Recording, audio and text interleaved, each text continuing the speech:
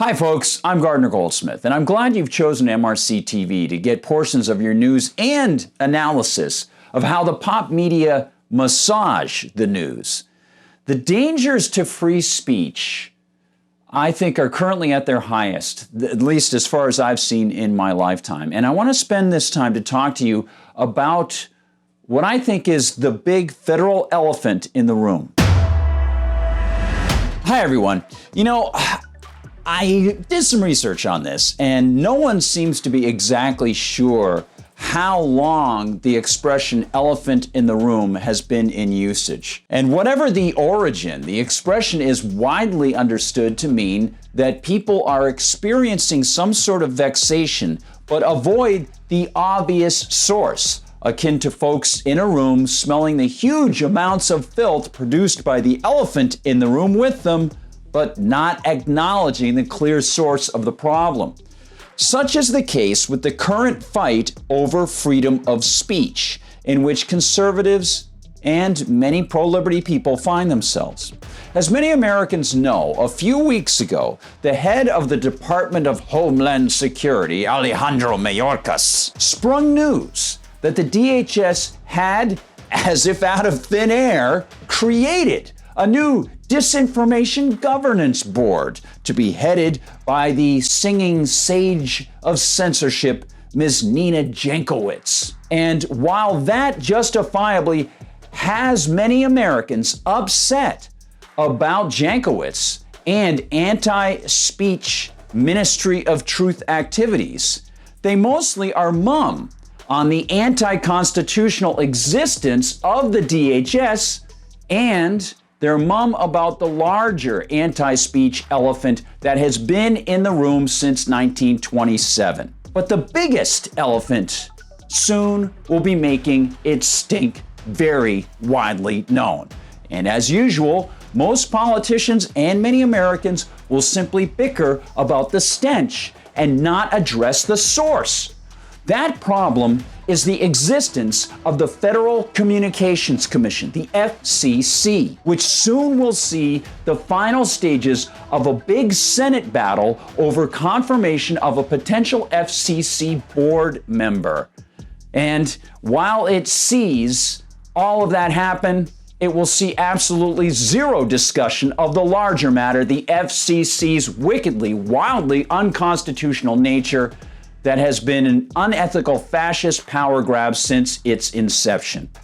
The current debate revolves around leftist Biden nominee Gigi Sohn, who, as Brittany Hughes reported for MRC-TV in February, has openly called for censorship of conservatives. It hurts the American people, who need the FCC to make hard decisions. And she seems to be adored by her fellow collectivists who approve and, of course, want her confirmation approved in the Senate. Joe Biden named her in October of last year, and it's soon going to come to a head. And many leftists are licking their chops, you might say. In early March, when she slid past a tied Senate Commerce Committee, which, by the way, if you think about that term, Senate Commerce Committee, I really want to stress this. The Commerce Committee, if there is going to be one in the Senate, the Commerce Committee is reflective of the Commerce Clause in the Constitution, which only allows the federal government to handle state versus state disputes on commerce, not to control any commercial activity going over state borders. Well, Sohn's potential to join the powerful board was heralded by left-wingers at, yeah, you got it, one of numerous publications, in this case, the Daily Dot, with their writer Jacob Seitz, who wrote, at the time, quote, "The Senate Commerce Committee voted 14-14 on Thursday to pass along the nomination of Gigi Sohn to the Federal Communications Committee. The party line vote will send Sohn, a longtime net neutrality advocate and President Joe Biden's pick to fill out the FCC, Federal Communications Commission, to the full Senate for approval. It comes after a lengthy partisan battle just to get her out of committee. Curiously, the same publication and the same so-called reporter again sang Song's praises on May 13th, with a story that sorta tips the proverbial hand as to whether they're trying in any way to appear balanced, as they offer this in big letters. How the Republican plot to stall Gigi Song's FCC nomination is about to cripple the future of internet rights. Ah yes, the built-in assumptions scream like banshees in that. It's a plot. It'll cripple the future of internet rights. Really? The policy to which Sites refers about internet rights is the oft-bandied Orwellian titled net neutrality policy that Obama-era FCCers and leftist senators like Ted Kennedy pushed, but which never saw final implementation. As those familiar with the concept know, net neutrality has nothing to do with internet neutrality.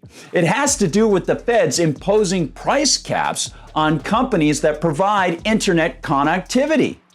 This already is screwed up by things like municipalities blocking competitive net providers from entering an area, and of course by extra federally imposed charges on all our cell phone bills to subsidize internet for the so-called poor. It's about some wanting to stop the FCC from doing its important work ensuring that everyone in America has robust broadband, regardless of who they are, what their income is, or where they live. In the same way, actually, as FDR and other leftists in 1936 started and have continued the insane electrification subsidy of farms called the Rural Electrification Administration. But net neutrality would make things worse, flipping the already established reality of the net, which is that the only things standing in the way of even better, cheaper net provision are political blockages. Of course,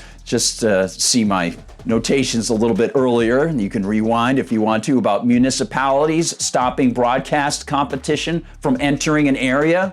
This net neutrality idea and its pushers literally claims that imposing arbitrary political control over competition is a move towards so-called neutrality, rather than what it actually is, political control.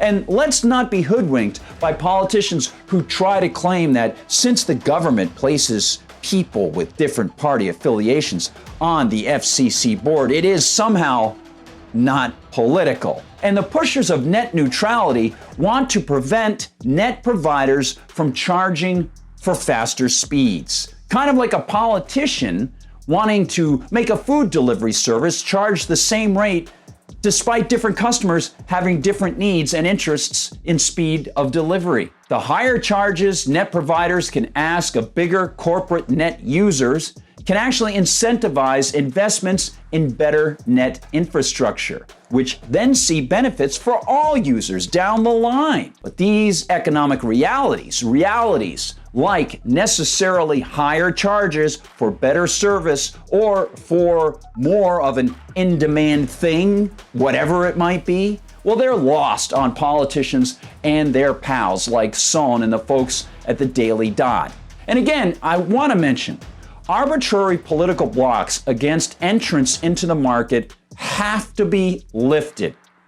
But net neutrality has nothing to do with lifting blocks. It's more of the same central government control over communications that the U.S. populace has suffered since the creation of the FCC's predecessor, the Federal Radio Commission, in the 1920s. Not only is there no constitutional provision for political control of telecommunications, the First Amendment strictly prohibits the feds from getting involved. Thus, we come to the elephant in the room, as both major parties soon argue over Son's nomination and the issue of so-called net neutrality. While they do that, they will willfully overlook the titanic reality that just like the DHS and its new Ministry of Truth, The FCC is a slap in the face of the founders who wrote their rule book. We can't let these matters go unnoticed. We can't stop trying to spread the word about the truth of their system. Thanks so much for watching, everybody.